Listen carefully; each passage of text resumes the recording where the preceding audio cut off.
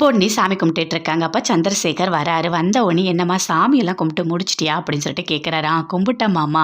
உங்களுக்கு என்ன காஃபி வேணுமா? போடட்டுமா?" அப்படின்னு சொல்லிட்டு பொன்னி கேட்குறாங்க. "அதுக்கு தாம்மா நான் வெயிட் பண்ணிட்டு இருக்கேன். உள்ள எல்லாரும் தூங்கிட்டு இருக்காங்க. உன்னோட விறகு காஃபிக்காக நான் வெயிட் பண்ணிட்டு இருக்கேன்."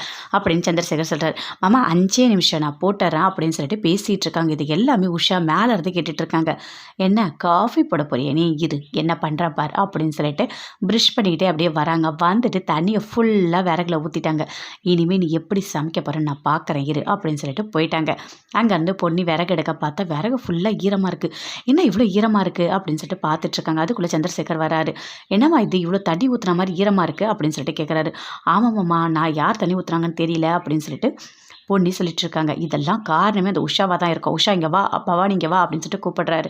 2 பேருமே வராங்க. "யார் விறகுல தண்ணி ஊற்றுனது?" அப்படின்னு சொல்லிட்டு கேட்குறாரு சந்திரசேகர்.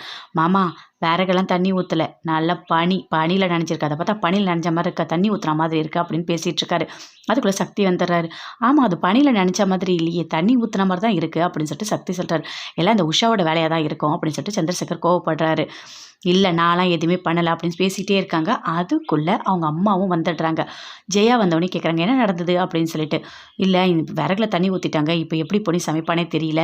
பொன்னி நீ உள்ளே வந்து சாப்பிடுவா." அப்படின்னு சொல்லிட்டு சந்திரசேகர் சொல்கிறார். "இல்லை மாமா நான் வரமாட்டேன்." அப்படின்னு சொல்கிறாங்க. "இல்லை தெரியாம தான் கேட்குறேன். இதெல்லாம் ஒரு பிரச்சனைன்னு பேசிகிட்டு இருக்கீங்களா? அவள் விறகு நனைஞ்சா அவள் காய வச்சு அவள் சாப்பாடு செய்வா. உங்கள் வேலையை பார்த்துட்டு போங்க.